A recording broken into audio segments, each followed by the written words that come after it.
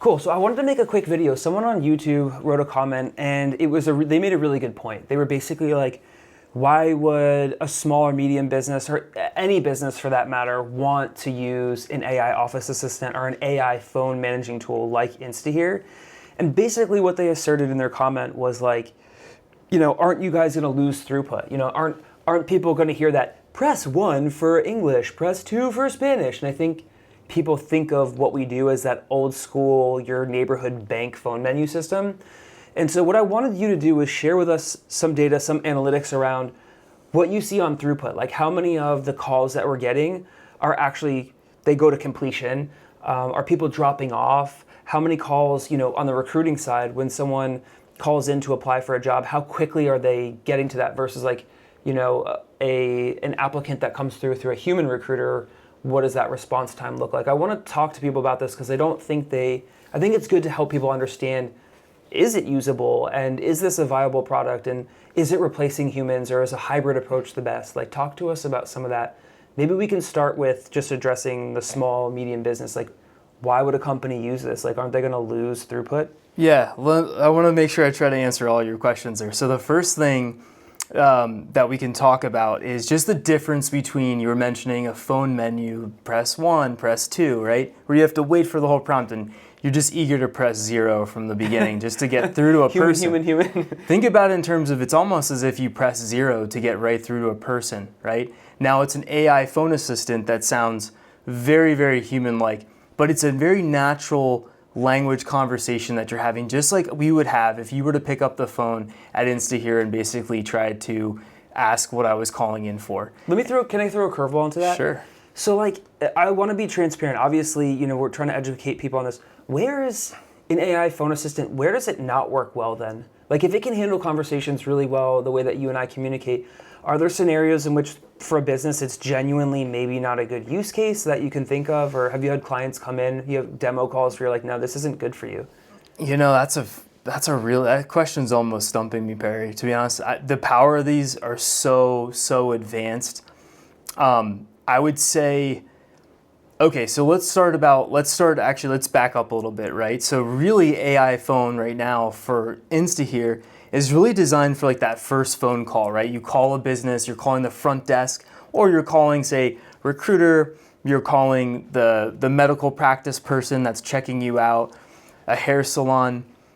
It's always very much like the conversation is somewhat limited in length, right? And so you're basically, the reason why it's ideal for intro conversations is because we have to, of course, program our AI call assistant on how it should behave, how it should answer the questions.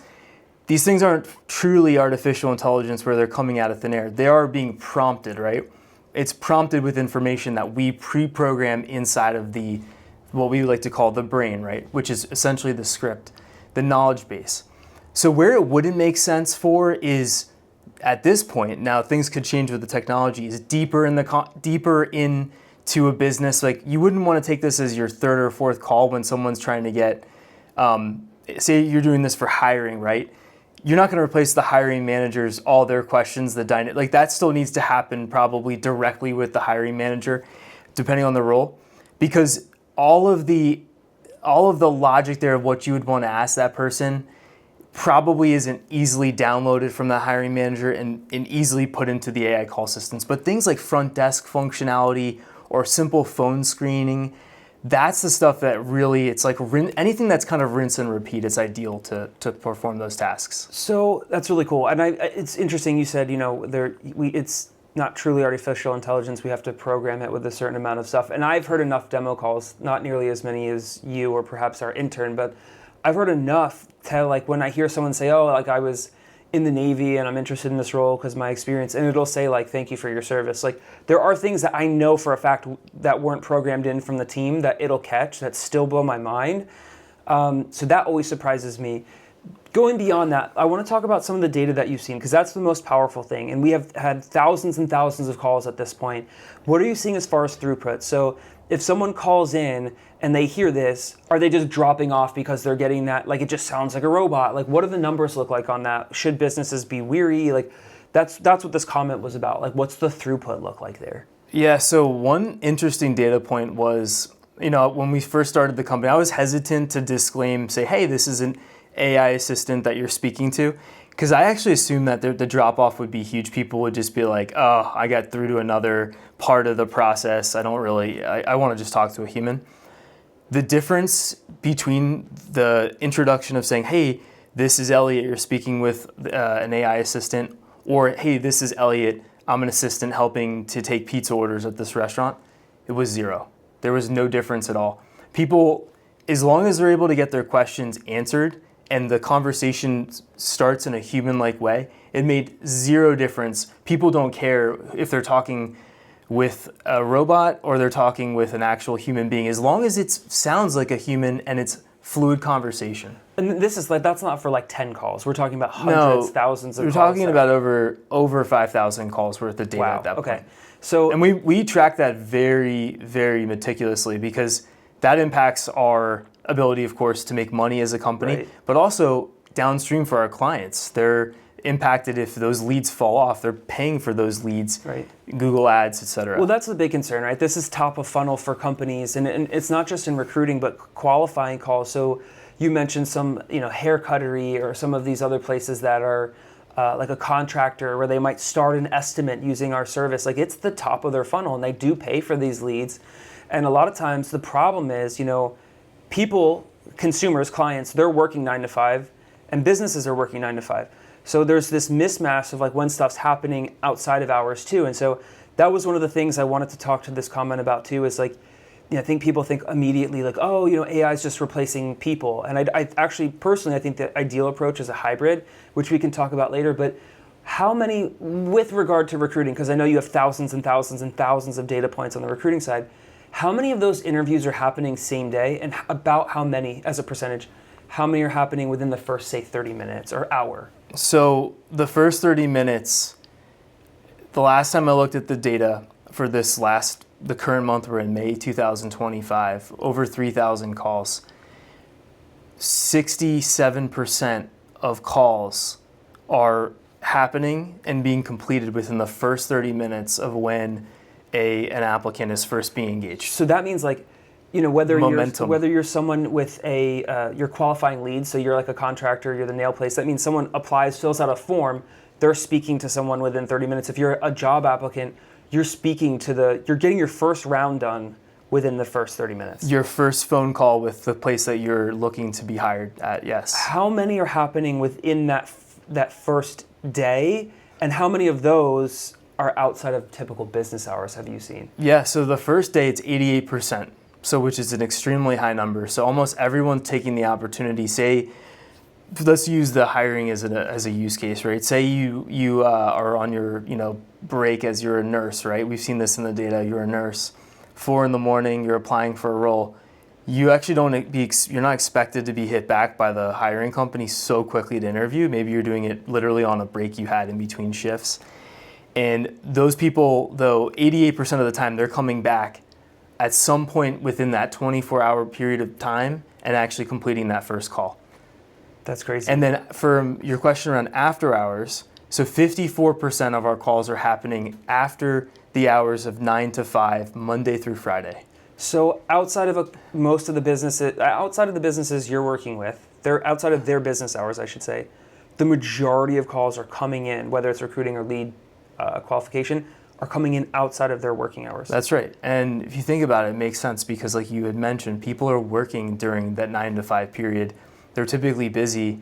And so people want to take care of these tasks after work hours. They want to check it and off on the list. weekends when they have the downtime. Yeah.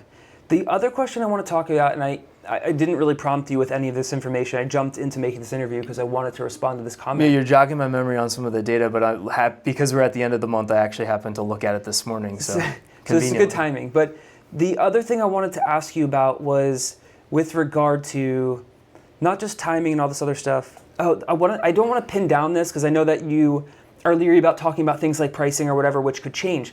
But the one other point that I think that InstaHear is really valuable in assisting a company with is for scalability. So when I talk about scalability, I don't mean like firing your employees or whatever. I mean for that company that's small, medium business that's growing, or they start growing exponentially because they have this service, they can maybe defer some of their onboarding or their hired planning, like their plans to acquire staff? Because that's the biggest thing. Payroll and headcount are the biggest thing. They're the most to manage, they're the most complex, the most expensive. So how can InstaHear potentially help people in terms of scale, and like what does that look like? Let's just dispel a myth right here, Perry. InstaHear is not replacing any human beings. Nobody's installing our product and then they're firing a team of people. Actually, it is filling the gaps where people do not want to do these jobs. Most of our clients are approaching us because they cannot hire enough people to sit at a phone and take these calls. And whether it's boring work, it's repetitive, you name it. Maybe the pay is wrong, it doesn't line up because it's not considered a highly skilled position, right? That's why they're coming into here, because they're sick of the turnover. They're sick of training somebody on how to do the call tree in their head, and then 4 or 5 days later they're out. And so that's a really big myth, I think, to dispel, is that people think, there is AI. Listen, I'm not disputing. There is AI, in the software space that is actually eliminating the need for certain dev roles, and people are being, riffed for that. But in our space, it's more like no one wants to do the job of answering the phone. What does it look like from a scalability standpoint in terms of costs, though? So, like, human, when you hire a full-time, this comment was with regard to an admin assistant or someone like a phone assistant, let's say at a contractor's place. And we have a friend that's a contractor that just hired someone. Probably that salary is like 40 to 80,000, literally just to help qualify these calls, bring them in, book appointments. And in that space, like, that's a lot of money per year, per month, whatever. What does that look like for InstaHear? How do you guys bill? We don't have to talk specifics. Obviously, this technology is always changing in terms of cost, what it can do. And I'm not trying to lock you down on that, but like, is it billed per month? How is it billed? And so if someone wants to get started, like, can they start small and grow? Like, how does it grow with them? What does that look like? That's what I want to ask about scale. So the nice thing about the way that we price is we price it per minute. So we don't lock any, and it's pay as you go. There's no subscriptions. There's no contracts. The only thing we ask is that you load up your account with funds just like you would a wallet type of structure. So that way you can draw down on a balance. And it really gives you the control of how much you want to spend, so there's no surprise charges or a bill at the end of the month. And so that's really nice. Right now we're billing it at $1.90 per minute. And so most of our clients are using this again to process very expensive leads that they have coming in, that they're paying for Google AdWords to bring people to their site, and now they have to interact with the business. And so we like to look at the pricing in terms of, you're going to throw a $200-$300 lead out. If you look at all your marketing spend and you look at that funnel, and so it's a very, to have a 4-minute conversation, it's less than $8 to do that for a lead that could potentially be a $10,000 project. That's the other question I had. So for someone that's listening and they're like, yeah, that sounds great, but I have a lot of dud leads. Like, I get a lot of leads, maybe they have a cheap ad channel or a cheap marketing channel, and they don't want to switch away from using it because it's cost effective. But, right now they have a human being that's like doing 20-minute calls with these dud leads that are just wasting time. How do you guys manage that? Like, is there a way to get rid of leads quickly and not have people spend a ton of money? There is, and so we hear that a lot from our customers. Of course, they want to make sure people aren't wasting the AI's time, because that's still money out. And so it all comes down to how you structure your call script, right? And so you ask those qualifying questions at the beginning of the call, and if they're not a good fit, then we have the ability to gracefully end the call. The interviewer essentially cuts it short in a nice way. They don't just kick somebody off the phone, of course. And so we've got these qualification criteria throughout the call, and there are these touch points at which is a perfect spot to end the call. If the person, say this is a contractor, right? We have a contractor who only wants to do projects over $5,000 or more, right? That's their buy box, so to speak. If somebody's calling in to get a railing repaired and it's a $250 worth of labor, the AI is able to tell them kindly, we don't do that level of service, we're doing bigger projects, right? And so it's the same thing. So we're able to really cut calls short rather than it just being a free-for-all time waster spending money. That's cool. The other couple questions, I wanted to capture a couple different use cases. What surprised me was like overhearing calls and conversations was the amount of people that came in to use it for something that wasn't necessarily for qualifying leads or recruiting or something like that. they came in to solve some other pain point, and then they ended up really staying and loving it because of the core functionality.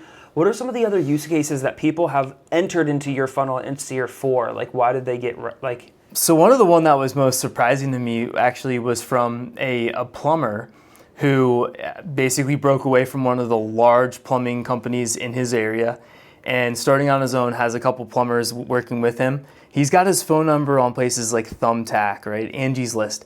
And he approached me and said, I really want to use your product to filter out telemarketer calls because I get bombarded all day as I'm working on projects. I think they're customers, but they're actually just like payroll companies, marketing companies, sales companies trying to get me to spend money on their own products, and they're not customers. And so the value is so high for him being able, this plumber being able to filter out those calls and end them early.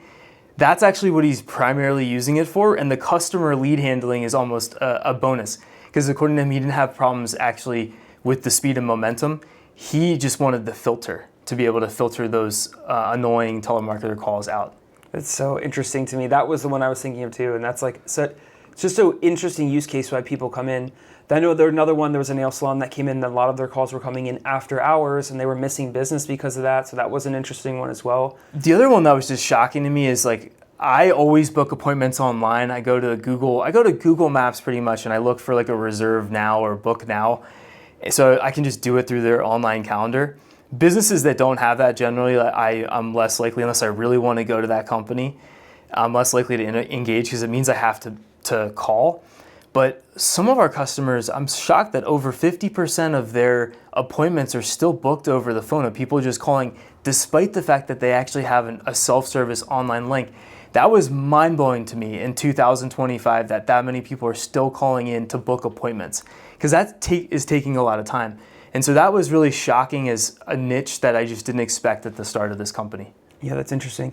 Is there any other things that we didn't cover for a small or medium business, like on why this would add value to them and like why they should go with this? I think we covered a ton. Is there anything else that I missed or anything else we should cover before we wrap? No, I think you covered all of it, but it's all about getting to the customer and being able to, first of all, I like to look at it this way. Time is the most valuable resource, right? It's the only thing that you can't go to the bank and take a loan for. You can't take a loan out for time. And so if you're a business owner, time is literally your money. And so how do you want to spend it? How do you want to spend your team's time? And so that's the way that I think you should really look at these call assistants is it's saving you time, it's making your business more efficient, and it's putting humans that are working for your company in higher value roles that are closer to the customer.